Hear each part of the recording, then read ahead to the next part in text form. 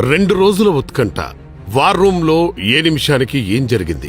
September 10 ఉదయం 10 గంటలు super 6 super hit సభ కోసం అనంతపురం వెళ్లే ప్రయాణం రద్దు చేసుకుని రియల్ టైం గవర్నెన్స్ సెంటర్కు వెళ్లిన మంత్రి లోకేష్ గారు ఉదయం 10 గంటల 30 నిమిషాలు రియల్ టైం గవర్నెన్స్ వేదికగా ప్రత్యేక వార్ రూమ్ ఏర్పాటు, ప్రత్యేక కాల్ సెంటర్, వాట్సాప్ నంబర్ ఏర్పాటు. ఉదయం 10 గంటల 40 నిమిషాలు ఏపీ భవన్ అధికారులతో మాట్లాడి నేపాల్లో చిక్కుకున్న తెలుగువారి వివరాలు తెలుసుకున్న లోకేష్ గారు బాధితులు 187 మందని మొదట సమాచారం. ఉదయం 10 గంటల 45 నిమిషాలు బాధితులతో వీడియో కాల్ మాట్లాడి ధైర్యం చెప్పిన మంత్రి. ఉదయం 11 గంటల 10 నిమిషాలు నేపాల్లోని భారత రాయబారి నవీన్ శ్రీవాస్తవకు పరిస్థితి వివరించిన లోకేష్ గారు. ఉదయం 11 గంటల 30 నిమిషాలు కేంద్ర ఏజెన్సీలతో సమన్వయం. మధ్యాహ్నం 12 గంటలు 215 మంది చిక్కుకున్నట్టు సమాచారం. మధ్యాహ్నం 12 గంటల 10 నిమిషాలు కాఠ్మండ్లోని పశుపతినాథ్ టెంపుల్ సమీపంలో ఓ హోటల్లో తలదాచుకున్న విశాఖకు చెందిన 81 మంది తెలుగువారు. మీ లొకేషన్ ఎక్కడ? కాఠ్మండు కదా? టెంపుల్ ఆపోజిట్ అన్న. ఇవి ఇప్పుడు మన వైజాగ్ వాళ్ళు కూడా మా పక్కనే ఉన్నారు. కాఠ్మండులో ఉన్నారు మీరు? మధ్యాహ్నం 12 గంటల 15 నిమిషాలు మంగళగిరికి చెందిన బాధితులు మాచర్ల హేమసుందర్రావు, దామర్ల నాగలక్ష్మితో వీడియో కాల్. మధ్యాహ్నం 12 గంటల 30 నిమిషాలు భారత విదేశాంగ శాఖ అధికారులతో సంప్రదింపులు. మధ్యాహ్నం 1 గంట బాధితులు 261 మంది అని సమాచారం. మధ్యాహ్నం 2 గంటలు మరోసారి నేపాల్ ఎంబసీ, భారత విదేశాంగ శాఖ అధికారులతో చర్చలు. మధ్యాహ్నం 2 గంటల 30 నిమిషాలు కేంద్ర ప్రభుత్వం ఢిల్లీలోని ఏపీ భవన్, రాష్ట్రానికి చెందిన వివిధ శాఖల అధికారులతో మంత్రి సమీక్ష. సమీక్షలో పాల్గొన్న హోంమంత్రి అనిత గారు. మధ్యాహ్నం 3 గంటలు లోకేష్ గారి ప్రెస్ మీట్.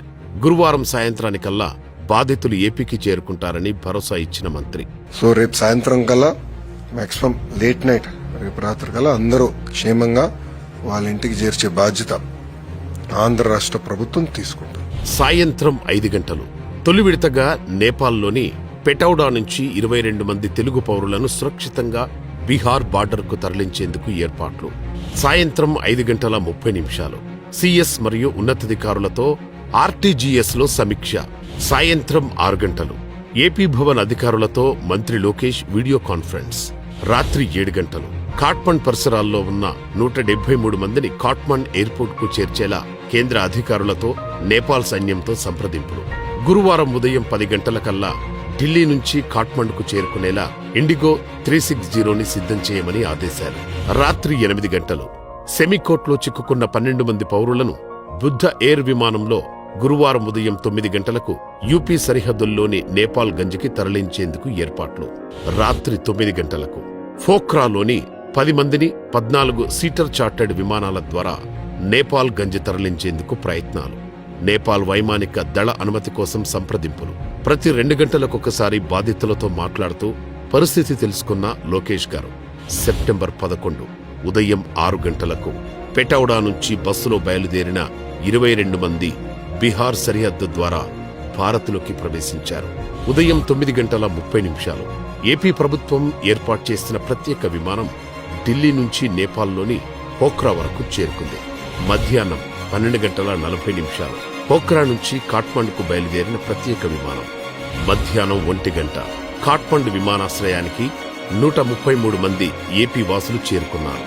సాయంత్రం 4 గంటలు కాఠ్మండు నుంచి విశాఖకు బయలుదేరిన ప్రత్యేక విమానం.